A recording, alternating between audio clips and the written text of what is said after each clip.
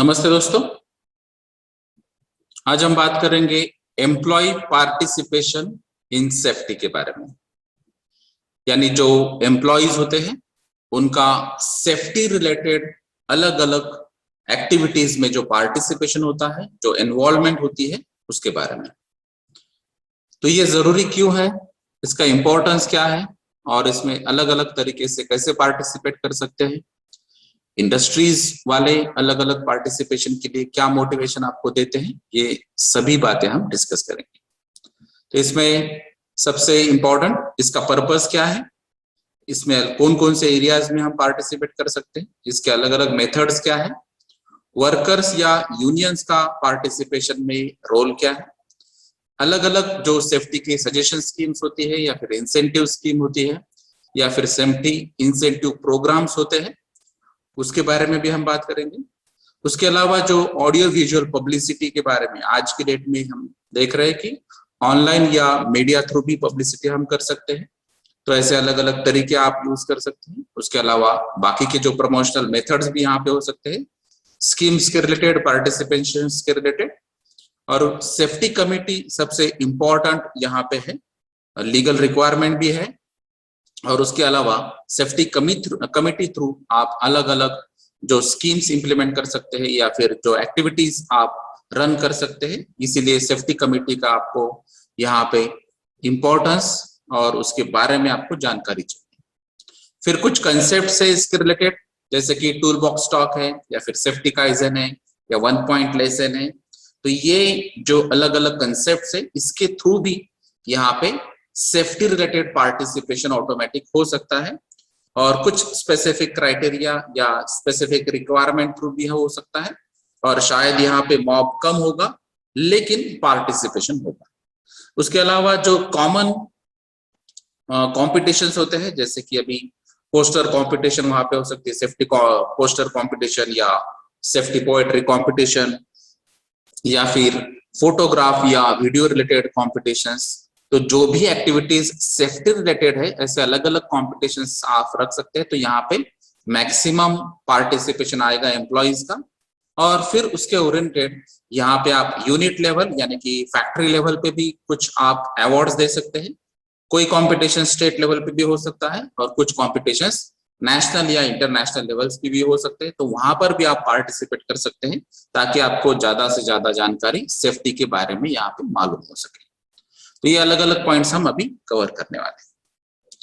तो इसका main purpose जो है, तो सबसे इंपॉर्टेंट है एम्प्लॉय फोकस और एम्प्लॉय की सेफ्टी सबसे इंपॉर्टेंट है। तो जैसे ही हम बहुत सारे इंडस्ट्रीज में हम देखे थे, सेफ्टी फर्स्ट ये यहाँ पे नारा लगाया जाता है। तो सेफ्टी अगर एम्प्लॉय की आपको देखनी है तो यहाँ पे सेफ्टी के रिलेटेड जो हजार्ड्स होते हैं, वो हजार्ड्स के बारे में आपको यानी कि एम्प्लॉयज को जानकारी चाहिए।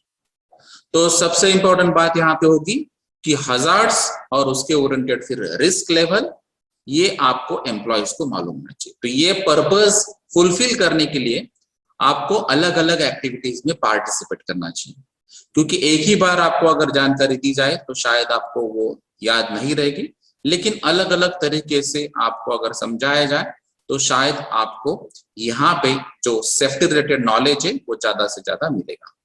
तो ये सेफ्टी अवेयरनेस के कुछ प्रोग्राम्स आपको यहाँ पे रखने चाहिए, वो मेन पर्पस है आपका। और फिर जो भी अगर आपने एक्सीडेंटल स्टडी की होगी आपकी इंडस्ट्री की, तो मैक्सिमम एक्सीडेंट्स में ये पाया गया है कि जिन लोगों को वो हजार्ड्स के बारे में जानकारी नहीं थी या फिर उनका जो जजमेंट है वो हजार्ड बेसिस पे उनको नहीं मिला, इसी वजह से वो एक्सीडेंट हुआ था। तो ऐसे बहुत सारे एक्सीडेंट के इन्वेस्टिगेशन और एनालिसिस के कंक्लूजन्स है, जहां पर ये पता लगा है कि मैक्सिमम जहां पे अगर मैन पावर ओरिएंटेड अगर रीजंस है यानी कि अगर मैनुअल एरर्स है, तो वहां पे वो पर्सन को शायद हजार्ड्स के बारे में मालूम नहीं होगा। तो हजार्ड्स के बारे में नॉलेज देना, हजार्ड्स के ओरिएंटेड रिस्क लेवल आपको समझाना और फिर उसके बारे में जो करेक्टिव एक्शंस होते हैं या फिर प्रिवेंटिव एक्शंस होते हैं उसके बारे में जानकारी देना, ये सबसे अहम पर्पस है एम्प्लॉय पार्टिसिपेशन का। इसमें अगर लीगल रेफरेंसेस हम देखेंगे तो फैक्ट्री एक्ट में सेक्शन 41G में भी कहा गया है कि वर्कर का जो पार्टिसिपेशन है सेफ्टी मैनेजमेंट के अंदर होना चाहिए। क्योंकि नॉर्मली जब हम सेफ्टी के बारे में बात करते हैं तो टॉप मैनेजमेंट यहाँ पे होता है, लेकिन टॉप मैनेजमेंट के अलावा जो मेन प्रॉब्लम्स होते हैं वो प्रॉब्लम आपको यहाँ पे प्लेटफॉर्म पे, यानी कि जो एक्चुअल एरिया होता है, जैसे कि प्रोडक्शन होगा या फिर स्टोरेज होगा या फिर प्रोडक्शन की लाइन होगी, जहां पे वो एक्चुअल वर्कर जो काम करते हैं उनको ही वो हजार्ड्स के बारे में मालूम होना चाहिए, क्योंकि मेन इंपैक्ट एक्सीडेंट के बाद उन पे होता है। तो इसीलिए फैक्टर एक्ट के सेक्शन 41G में कहा गया कि वर्कर का भी पार्टिसिपेशन, वर्कर का भी रिप्रेजेंटेशन सेफ्टी मैनेजमेंट में होना चाहिए। तो ये दोनों भी बातें हैं कि एक आपको हजार्ड्स ओरिएंटेड इंफॉर्मेशन और दूसरा लीगल रिक्वायरमेंट, ये दो पर्पस के बेसिस पे एम्प्लॉय पार्टिसिपेशन जरूरी है।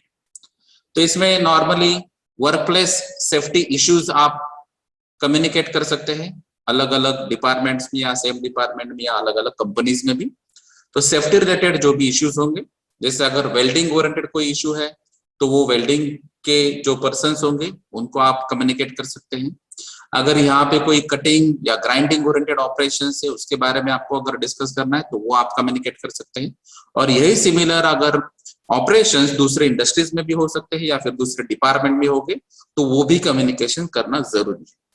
तो अगर दूसरे लोगों के पास भी कुछ उसका डेटा होगा तो वो भी आपको बताएंगे, और आपका जो डेटा है या फिर आपके जो एक्सपीरियंस है या फिर एक्सीडेंट का इन्वेस्टिगेशन है और उसके जो कंक्लूजन है वो भी उनको बताएंगे। तो ये actually give and take relationship पे या फिर जो म्यूचुअल अंडरस्टैंडिंग बेसिस पे, कम्युनिकेशन बेसिस पे आपका सेफ्टी ओरिएंटेड नॉलेज यहाँ पे इंप्रूव हो सकता है। उसके अलावा जो सेफ्टी रिलेटेड कोई भी रेलेवेंट इंफॉर्मेशन अगर होगी तो वो प्रोवाइड करना चाहिए। फिर जो एक्सीडेंट्स के जो रिपोर्ट्स है वो भी आप शेयर कर सकते हैं। जो हजार्ड्स आपकी इंडस्ट्रीज में है वो भी आप शेयर कर सकते हैं, उसके अलग अलग लेवल्स शेयर कर सकते हैं, उसके डिटेल भी आप शेयर कर सकते हैं। ये कम्युनिकेशन थ्रू भी जो भी यहाँ पे इंफॉर्मेशन शेयरिंग हो सकती है, नॉलेज शेयरिंग हो सकती है, या फिर एक्चुअल जो टोटल रिपोर्ट जैसे जो डेटा है वो भी आप शेयर कर सकते हैं। तो किसी भी पर्पस से, किसी भी तरीके से अगर आपको यहाँ पे जहां पे सेफ्टी रिलेटेड पार्टिसिपेशन करने की यहाँ पे आपको अगर मदद मिल सकती है तो आपको ये करना चाहिए। तो आपका कंट्रीब्यूशन या फिर आपकी इन्वॉल्वमेंट या फिर अलग अलग प्रोग्राम्स में पार्टिसिपेशन, ये अलग अलग तरीके से आपको पार्टिसिपेशन करना चाहिए, जिसकी मदद से आपको सेफ्टी ओरिएंटेड इंफॉर्मेशन, नॉलेज और हजार्ड्स के बारे में आपको यहाँ पे जानकारी मिल जाएगी। तो इसमें मेन एरियाज कहाँ है पार्टिसिपेशन के लिए? तो सबसे इंपॉर्टेंट है कि आपको ट्रेनिंग प्रोग्राम्स ओरिएंटेड और सेफ्टी के जो गोल्स है वो सेट करना चाहिए कि आपके फैक्ट्री को या फिर आपके डिपार्टमेंट को एग्जैक्ट क्या गोल है, उस हिसाब से आपको सब वर्कआउट करना चाहिए। जैसे अगर आपने फाइनलाइज किया है कि 0 एक्सीडेंट का आपको गोल रखना है, तो 0 एक्सीडेंट ओरिएंटेड ये गोल अचीव करने के लिए आपको अलग अलग एक्टिविटीज क्या रन करनी चाहिए, अलग अलग ट्रेनिंग्स आपको क्या रखनी चाहिए, या फिर जो अलग अलग स्टैंडर्ड ऑपरेटिंग प्रोसीजर्स है या फिर जो मेथड ऑफ ऑपरेशन होगा, सेफ ऑपरेटिंग प्रोसीजर होगी, उसके लिए अलग अलग आपको अगर कुछ डिजाइन चेंजेस करने हैं, मॉडिफिकेशन करने हैं, तो वो भी आपको यहाँ पे करने होंगे।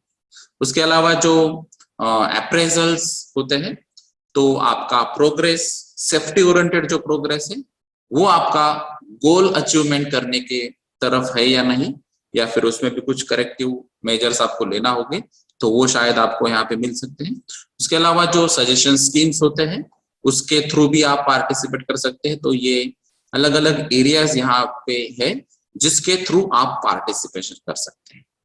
तो इसमें सबसे इंपॉर्टेंट बात ये होती है कि अगर कोई पर्टिकुलर डिपार्टमेंट या कोई पर्टिकुलर टीम को अगर आप ये कुछ पर्टिकुलर गोल सेट करने के लिए काम देते हैं, जैसे अगर कोई सेफ्टी प्रोग्राम आपको रन करना है या फिर आपको गोल अचीव करने के लिए कुछ एक्टिविटी करनी है, तो जैसे ही वो सब एम्प्लॉयज या फिर वर्कर्स अगर वहां पे इन्वॉल्व होते हैं तो उनका कॉन्फिडेंस लेवल भी वहां पे बिल्टअप होता है, और वो एक्चुअल जब गोल अचीव करने के लिए या प्रोग्राम रन करने के लिए जब काम करते हैं तो उनको भी डेप्थ में नॉलेज आ जाता है कि एक्चुअली ये गोल अचीव करने के लिए हमको ये जानकारी चाहिए, तभी हम ये अचीव कर सकते हैं। तो जब ये आपको दूसरों लोगों को इंफॉर्मेशन शेयर करना है, नॉलेज शेयर करना है या फिर कुछ एक्टिविटीज या प्रोग्राम रन करना है, तो सबसे इंपॉर्टेंट है कि आपको खुद को वो जानकारी लेनी होगी। और यहाँ पे ही आपका कॉन्फिडेंस लेवल बढ़ सकता है।